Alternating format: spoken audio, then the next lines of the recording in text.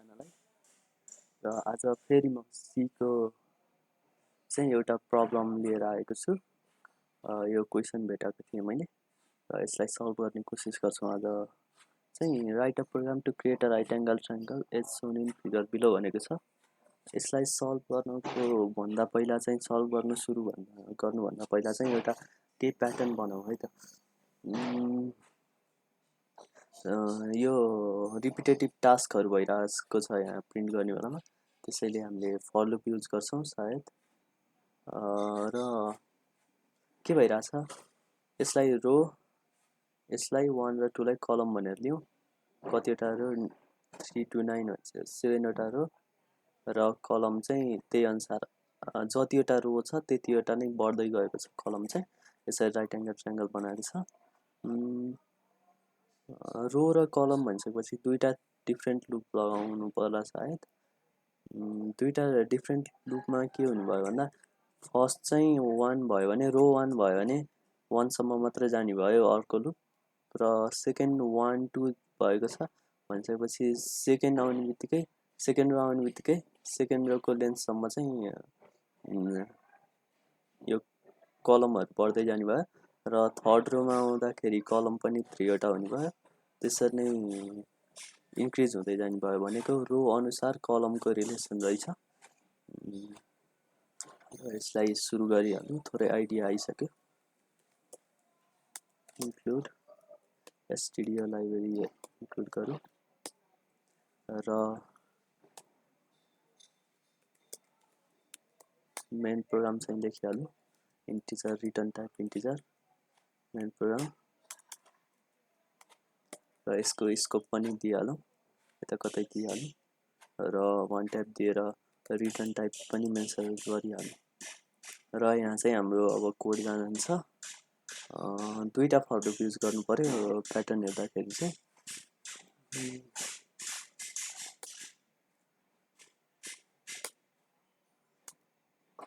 र एउटा for loop use गरिहालौँ, int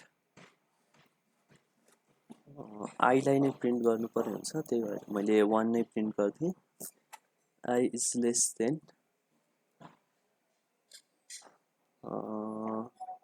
7 सम्मै जानुपर्ने हुन्छ, त्यसो भएर इक्वल्स टु 7 गरिहालेँ।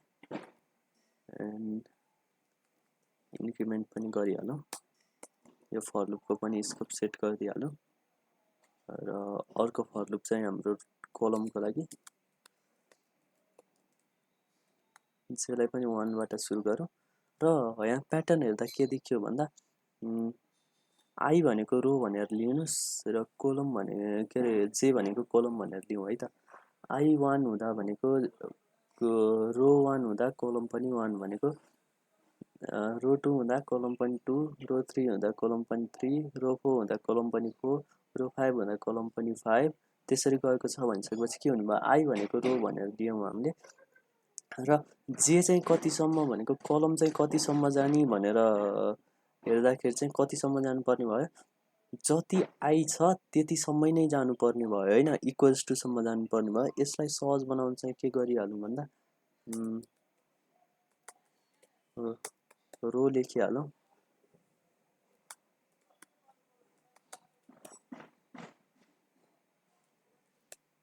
रो यो सजिलो बनाउनको लागि लेखा हो। कलम दिइहालौँ, र कलम चाहिँ कतिसम्म जानु पर्यो भन्दा, कलम चाहिँ लेस देन इक्वल्स टु केसँग रिलेसन रहेछ, रोसँग रिलेसन रहेछ भनेको रो जति छ कलम पनि त्यतिसम्मै गइरहेको छ होइन, त्यसको लागि त्यो गरौँ। र कलमलाई चाहिँ प्रत्येक टाइम्स इन्क्रिमेन्ट गरौँ कलम, र यसको स्कोप पनि सेट गरिदिइहालौँ। र अब पाला आयो हाम्रो यहाँ प्रिन्ट चाहिँ के गर्ने भन्ने कुरा। प्रिन्ट चाहिँ के भइरहेछ, जे भइरहेछ होइन, प्रिन्ट एफ के प्रिन्ट भइरहेछ, कलम प्रिन्ट भइरहेछ, त्यो चाहिँ भयो। अनि त्यसपछि चाहिँ के छ भन्दा, जम्मै एकै ठाउँमा गऱ्यो भने चाहिँ के हुन्छ भन्दा, यो रो कलम छुट्टिन्न नि त। र मैले कलम प्रिन्ट भइसकेपछि चाहिँ रोको पाला आओस् भनेर चाहिँ मैले के गरिदिएँ भन्दा, प्रिन्ट एप चाहिँ एउटा न्यू लाइन दिएँ मैले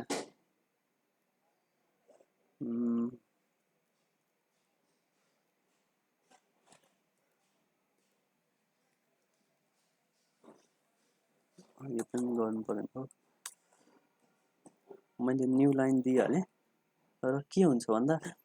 यो जब कोलम प्रिन्ट हुन्छ तब चाहिँ एउटा ट्र्याक गरी हेरौँ है त लुपलाई let's say row equals to 1 छ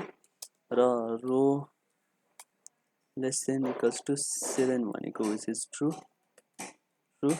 र यो कन्डिसन भनेको यो भित्र आउने भयो यो प्रोग्राम योबाट चाहिँ यहाँ आउने भयो यो कन्डिसन भित्र छिर्ने भयो पहिलो टाइम्समा अनि त्यसपछि पालो आउँछ यहाँ चेक गर्ने पालो आउँछ र यहाँ चेक गर्नु यसलाई ट्याक्क उल्टो गरेँ जस्तो लाग्यो मैले यहाँ let's say row equals to 1 छ र यो कन्डिसन भित्र छिर्नलाई कोलम इक्वल्स टु 1 छ column is less than equals row भनेको चाहिँ अहिले 1 छ भनेको कोलम 1 हुँदा 1 इज लेस देन इक्वल्स 1 भनेको विच इज अभियसली ट्रु हुन्छ र त्यसपछि आएर यहाँ काम गर्छ यहाँ कति बेलासम्म काम गर्छ फर्स्ट टाइम रो भनेको 1 हुँदा 1 टाइम्स रन हुनुभयो र लेट्स से यहाँ चाहिँ रो भनेको यति बेला 3 छ अरे भनिसकेपछि के गर्छ फर्स्ट टाइम 1 हुन्छ त्यसपछि 2 हुन्छ त्यसपछि 3 हुन्छ अनि बल्ल फल्स हुन्छ नि त कन्डिसन त्यस भइसकेपछि यहाँ केटा कति टाइम्स रन हुनुभयो लु 3 टाइम्स रन हुनुभयो र 3 टाइम्स रन हुँदा चाहिँ के हुनुभयो यो स्केप भएर बाहिर आउँछ र बाहिर आउने बित्तिकै न्यू लाइन प्रिन्ट गर्ने क्यारेक्टर देख्छ जसले गर्दा न्यू लाइन प्रिन्ट हुन्छ र यतिले काम गर्ला सायद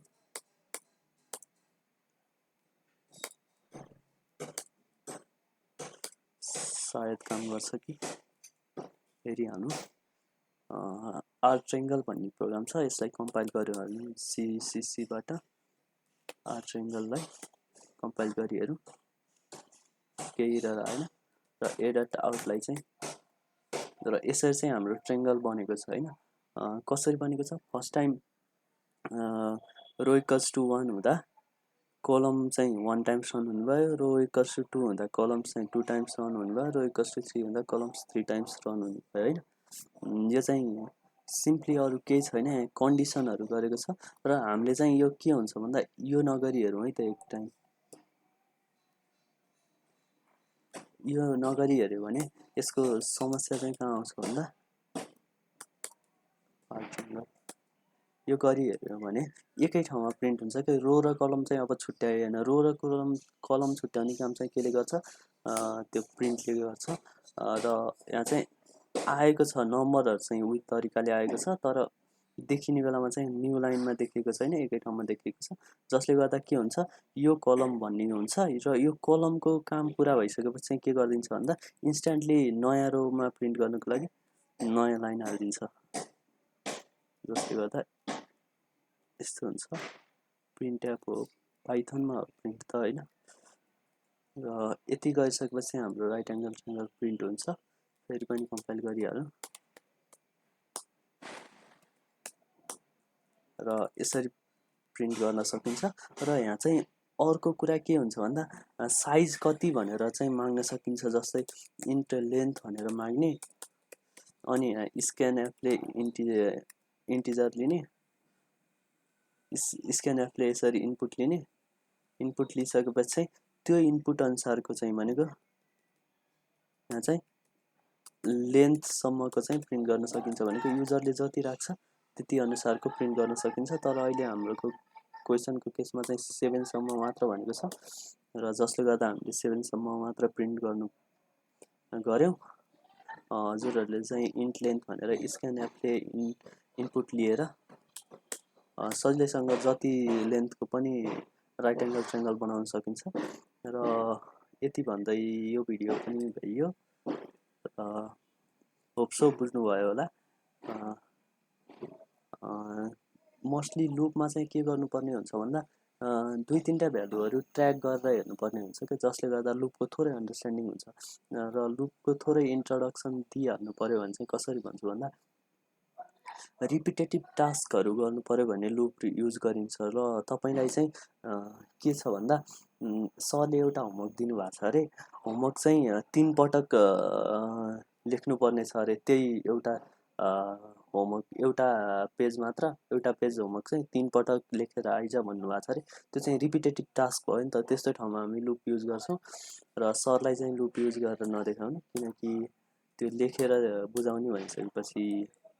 देखेर नै बुझाउनु पर्यो नि त हैन अब यस्तो गर्दिन नि मिल्छ कस्तो भन्दा थोरै फन बनाउनलाई int I equals 0 I is less than 3 times run हुने भनेको छ भनिसकेपछि लेस देन 3 राख्दिन नि भयो I1 बाट सुरु गर्दा नि भयो यस्तो रिपिटेटिभ टास्कहरु चाहिँ हामीले सिम्पली अब यहाँ केही फंक्सन राख्दियौं जसले चाहिँ के गर्छ भन्दा डु होमवर्क भन्ने छ यो चाहिँ के हुने भयो 3 टाइम्स रन हुने भयो भनेको 3 टाइम्स हाम्रो टास्क गर्दिन्छ यसले हो यसरी लुप रन हुन्छ सुरुको पार्ट भनेको के हुन्छ इनिशियलाइजेसन एन्ड डिक्लेरेसन समथिङ केही हुन्छ र त्यसपछि भनेको कन्डिसन हुन्छ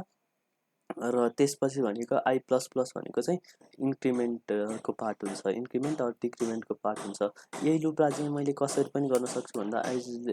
3 बाट सुरु गरेर लेस देन 0 सम्म गर्न पनि सकिन्छ यो अनि यसमा चाहिँ के गर्नुपर्ने हुन्छ भन्दा यो कन्डिसन मिट गराउनको लागि प्रत्येक टाइम नेगेटिभ भ्यालु युज गर्नुपर्ने हुन्छ र फर लुपको अर्को इन्ट्रेस्टिङ कुरा के छ भन्दा फर लुपमा चाहिँ केही पनि नराख्दा पनि हुन्छ भनेको कुनै पनि कन्डिसन नराख्यो भने यसले व्हाइल लुपको काम गर्छ तै पनि कन्डिसनहरु त फर लुप भित्र राख्न मिल्यो नि त हैन यो भनेको इनिशियलाइजेसन एन्ड डिक्लेरेसनको कुरा पार्ट भयो यो भनेको कन्डिसनको र यो भनेको चाहिँ इन्क्रिमेन्ट हो को पार्ट भयो हैन अब यसरी गरेर यो गरिदियो भने चाहिँ फर लुपले काम गर्छ अब हामी के गर्न सक्छौं भन्दा यो फर लुपले चाहिँ व्हाइल लुपको काम गर्छ यति बेला अब व्हाइल लुप अब यो फर लुपलाई स्टप गराउनु पर्यो भने लेट्स से I equals 0 भनेर I त अलरेडी क्लियर भइसकेको छ k equals 0 भनेर छ र चाहिँ यसलाई k प्लस प्लस गर्दै जाउँ प्रत्येक टाइम इफ चाहिँ k equals 7 टाइम्स रन गर्नु छ भने 7 भयो कति टाइम्स रन हुन्छ यसले 7 टाइम्स हुनेबित्तिकै चाहिँ ब्रेक युज गरिदियो जसले गर्दा पुरा यहाँ चाहिने कुराहरु चाहिँ यहाँ तल ल्याएर पनि लेख्न सकिन्छ फर लुपलाई व्हाइल लुप बनाउने तरिका पनि भयो हैन त्यति नै हो खासै केही छैन फर लुपमा सिम्पली बुझ्नु पर्यो भने त्यही नै हो रिपिटेटिभ टास्कहरु गर्नु पर्यो भने फर लुप युज गर्ने व्हाइल लुप पनि युज गर्न सकिन्छ व्हाइल लुपमा चाहिँ के गर्नुपर्ने हुन्छ भन्दा स्टेटमेन्टलाई ब्रेक गर्नुपर्ने हुन्छ नत्र ट्रु भइन्जेलसम्म जान्छ त्यसमा पनि कन्डिसन दिनु मिल्छ हो व्हाइल लुपमा पनि कन्डिसन मिट नभइसकेपछि चाहिँ व्हाइल हुन्छ I k is less than equals कस्तो हुन्छ ग्रेटर देन इक्वल्स हुन्छ 7 हुन्छ यस्तो गर्ने होला सायद यस्तै केही होला यो चाहिँ कन्डिसन दियो भने यो कन्डिसन मिट नहुँदा ट्याक्कै स्टप हुन्छ प्रोग्रामले भेट्दैन हैन यति नै हो फर लुपमा खासै केही छैन सजिलो छ फर लुप र आउँदा भिडियोहरुमा चाहिँ म प्याटर्न प्रिन्ट गर्ने कस्तो टाइपको भन्दा यस्तो गरे भोलि लेख्नै भ्याउ हुन्छ के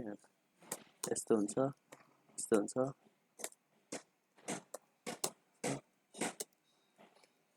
यस्तो टाइपको प्याटर्नहरु चाहिँ क्रिएट गर्ने नेक्स्ट टाइम चाहिँ नेक्स्ट भिडियोमा चाहिँ यस्तो टाइपको ट्रायंगल चाहिँ प्रिन्ट गर्ने खालको हुन्छ मोस्ट प्रोबेबली